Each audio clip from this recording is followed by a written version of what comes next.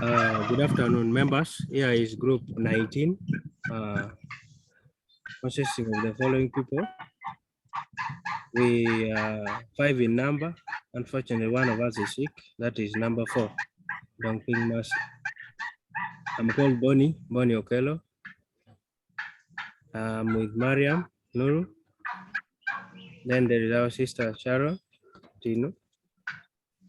I think going direct to the point, I think it is visible to all. For us, we chose Lira City as an organization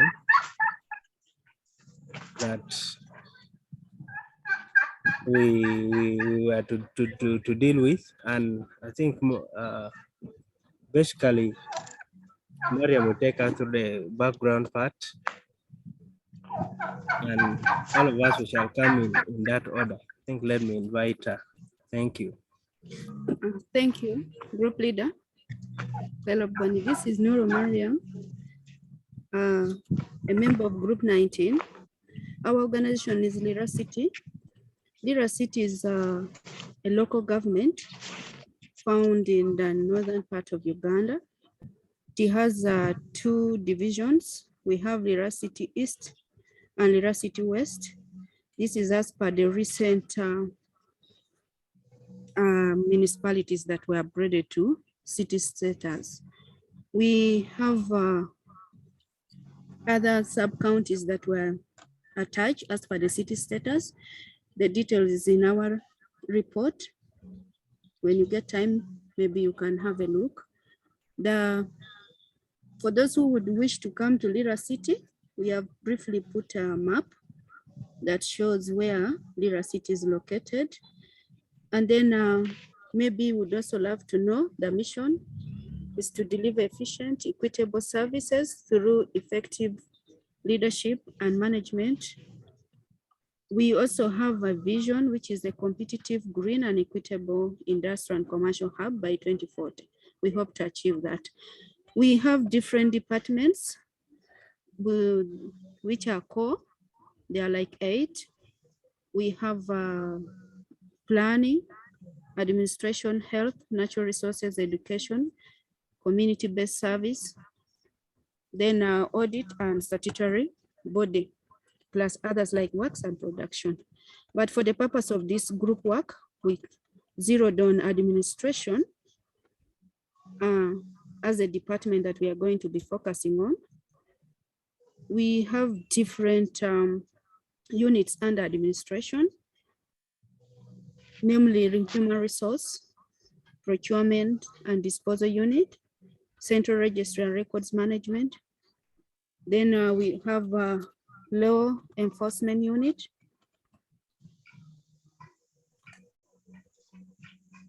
Yeah.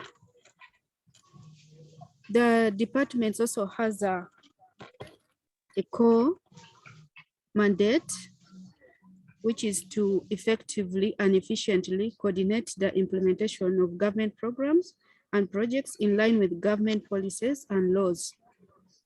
Our objective as per that administration, which is a department that we chose, is enhancing transparency and accountability within a maximum service delivery. Then we have the goal for administration, which is to improve the level of efficiency and effectiveness in the use of public resources for service delivery within Lira City.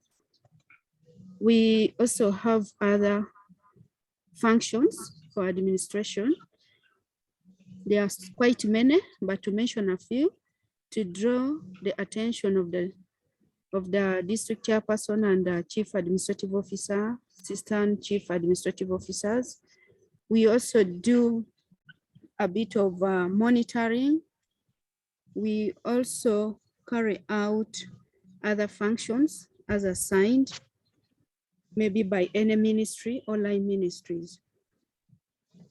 We have major activities in administration, which includes planning, budgeting, coordination, reporting, staffing, and controlling. Thank you so much, Mariam. I think she ends there. When we chose administration as one of the departments in the organization we chose, there are activities that are required for us to achieve those above the goals, which because of time, it is visible here. Planning for department, which determines the objective efforts and devising the means calculated to achieve the goals and objectives. Then that number 2 is directing, budgeting. So I think I will just move straight to the next because of time.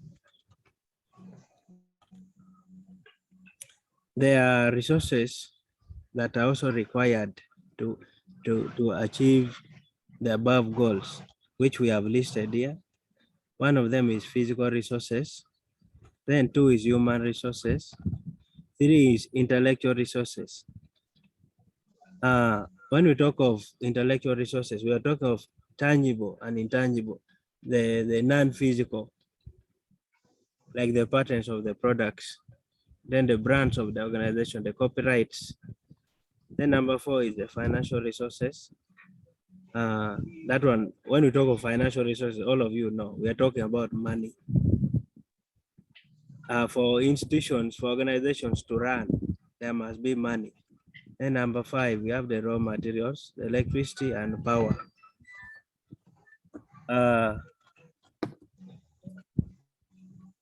Like Mariam had stated, the other departments that are there under Liracity, we have tried to elaborate, as you can see, the education department, we have elaborated what it does.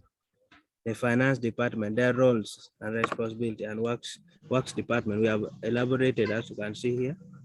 The health department, the commercial department, we have, you know, when you mix departments, things don't move. The audit department, that one responsible for transparency and accountability of every work that is done. At this juncture, let me invite our sister Sharon to take us through the procurement plan. Sharon, you are welcome. Okay, thank you very much, Bonnie. My name is Sharon Tino. I am going to take the part of the procurement plan. I'll start by defining the procurement plan. And as it's written, a procurement plan is a document that is used to manage process of finding and selecting a vendor. And then a procurement plan justifies the need for an external supplier. It also explains how the process of finding a supplier will be done, from identifying the procurement need to closing the contract. And then on the other hand, we also have what procurement planning is. Here, procurement planning is a process of identifying and consolidating requirements and determining timeframes for the procurement, with the aim of having them as and when they are required. We came up with the benefits of a procurement plan. Firstly, it helps us to list all requirements that are expected to be procured over a period of time. And then we have the second benefit. It helps in developing procurement schedule. It also allows for monitoring of the procurement processes. And then finally, it enhances the transparency and predictability of a procurement process. And then below, we have come up with a work plan for the procurement. We have come up with a work plan for our procurement work plan for our administration department. And then as it's in the work plan, Let me invite my colleague Bonnie to go through the work plan. Thank you. Thank you so much, Sharon. Like she has said, let me take us back a bit to a procurement plan, that it is a document that is used to manage the process of finding and selecting a contractor or a vendor. Now, like you have seen in the benefits, we have drawn a procurement plan. We all know that in a procurement plan, it should have a time frame, that is one. Then it should have those steps of approval from initiation to evaluation and picking the best evaluated bidder. There should be a contract committee. Now, if from what you are seeing, it is what we have managed to come up with. Number one, there's the subject of procurement here, this one. Then we have the description, the quantity, the type of procurement. In the subject of procurement, we have what are we supplying? Then the description of what we are supplying, how many? Then what type of procurement is it? Is it works or supplies or consultancy, like you have seen? Under type of procurement, we have works, supplies, and consultancy. Then we have the, what are we estimating? How much are we talking about? In what currency? Which in this case we have used Ugandan shilling. Then what is the source? Where is the money be? Where will the money be obtained from? Then what method are we going to use? The procurement method. Then the time frame.